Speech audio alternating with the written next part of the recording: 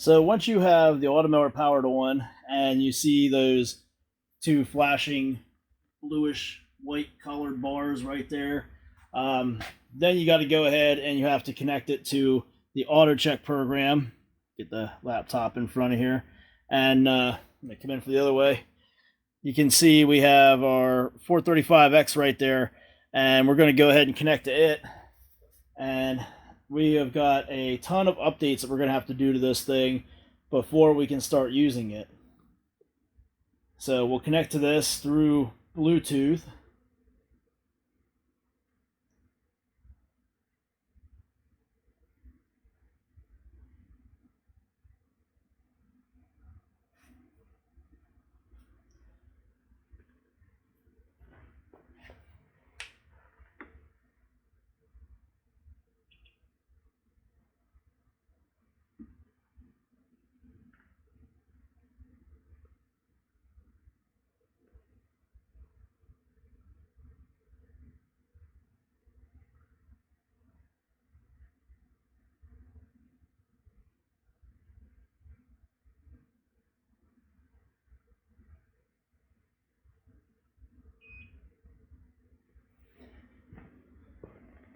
Now, if you saw what I did there, what happened was I went to connect to it through Bluetooth, and it told me that it was not in pairing mode.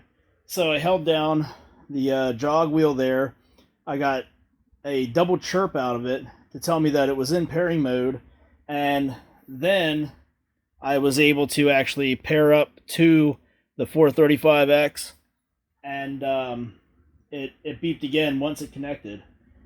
So now the first thing I got to do here is update the firmware, and we'll go through and do that, and it will tell you once it comes up here that this may take a while, and they are not exaggerating when they say it's going to take a while on one of these. If you saw our video with the 115H and how long it took to update that firmware, this is nothing like that. This one takes a good while to do, and there's a lot of stuff that gets loaded in there. So we're going to let the firmware load up on this thing, and then we'll go from there.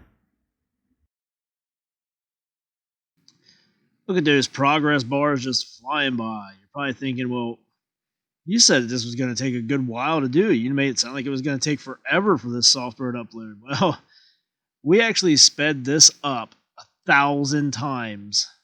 This whole process here on this mower to get all the firmware updates completed, it took over 20 minutes to do. So gives you an idea of how fast we have this moving right now. Like I said, the editing software being used here, that was the fastest we could speed up these clips, was 1,000 times. And you can see it's still taking forever at 1,000 times the normal speed. So it's going to go through and it's going to update a ton of stuff here. What you need to keep in mind if you're a dealer is the fact that this was a new mower out of the box, and we are in August of 2020. So, this one has been at a dealership for, they arrived in like April, I would say. So, 4 months it sat there? If this thing sits on your shelf for another couple months or makes it into the next season, there's very good odds there's going to be another software update added to the package. So when you get that thing out of the box and you go to do the initial software update, it's going to take even longer because there's more stuff being added to it than what's being added to it right now. So, when you got those slow times over the winter, it wouldn't be a bad idea to pull out any of your all-wheel drive mowers you have and just go ahead and update the firmware on them so that they're closer to being ready to go. And, what do you got to lose come springtime? If there are no new updates, you pull the thing out of the box, you check it, and it's good to go. You're already done. But, it's better when you have the downtime to get this stuff done than taking all this time out of your day when you're in a hurry to get this thing out there and installed in a customer's yard. So it's moving along here now. You can see it's a long list of stuff, and we're getting closer to an important part here. So here comes the part that I want to slow down and show you about. This is the post-assembly calibration. It's going to ask you if you've replaced any components on the mower, and whether you did or you didn't, you still want to click yes. It's going to have you go through some steps here to recalibrate some sensors on the mower, and this is a crucial part that a lot of people don't realize they have to do. The first one is the tilt sensor calibration.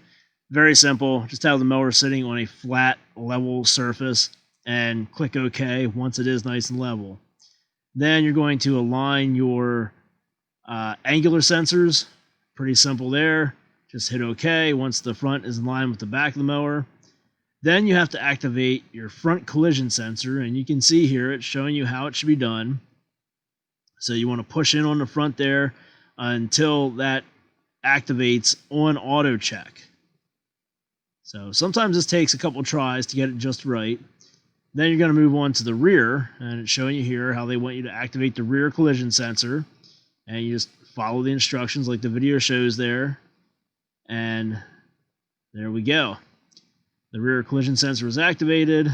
It's going to take some time digesting all of that stuff that it did, all of those updates it loaded, all that recalibrating, and eventually you will come up with your little check mark saying that everything is good to go and the firmware is officially up to date for now, at least. You can see this has taken almost as long as it took to update the firmware there. So you gotta be patient with these things. Very time consuming, as I said in the beginning. It takes a good while to get through all this stuff. So this isn't a last minute, oh, let's hurry up and do this and get it out there because the customer wants it installed right now. This is going to take you some time. Still thinking, still finishing, still processing. It'll get there. There we are. Programming finished. All you gotta do is click OK, or you can click on any other tabs above there to go where you need to go. So here we are back at our home screen. You can see your firmware version there. You can see the latest save date. All the information is up to date and good to go. Now you can go in and you can enter your customer's name. You can go through and do your auto tests if need be. You can add notes in the logbook and do all the other stuff you need to do before you disconnect this mower from Autocheck. Now, I'm sure some of you out there are wondering, well, why does all this have to go down when the all-wheel drive mower comes with firmware over the air? Well, none of that works until you get this initial software update done on the mower. And the only way to do this is with the Autocheck 3 program, meaning that only an authorized Automower dealer can do this update. Now, once that's done, then you'll get the notifications on the app, on your phone, tablet, whatever smart device you're using, saying that there is a firmware update available for your all-wheel drive mower, and you go through the process like we showed you in another video, and the updates will be sent directly to your mower, and you don't have to make that trip out to the dealer. One big thing I hope that you take away from this was that part with the calibration. Make sure anytime you update the software or you replace any component on the mower, just take the couple seconds and go in there and do that calibration and save yourself a lot of hassle. You don't want to just slap a part on there or just update the firmware and turn the mower back loose to the customer for them to drive, 45 minutes to get back home and realize that it's saying collision active, or that the back end is out of line with the front end, or for whatever reason it might be running past the boundary wire or something goofy like that, just because you didn't take those couple seconds to recalibrate those sensors. That's going to do it here for our video showing you the software update on the 435X, and this will be the same for the 535. This initial software setup and what you got to do and what goes down with all that. So make sure to subscribe to our channel if you haven't done so already. And if you have any need for parts or technical support or anything like that, shoot us an email right there at the bottom of the screen, roboticmowerservices@gmail.com. We try to answer all the tech support questions as best we can, as often as we can, or the comments on the videos. It can be a little hard to keep up with all of them, but we do our best to try to answer them. We've helped quite a few guys out out there, and we appreciate the feedback you give us. So thank you for that, and thanks for watching.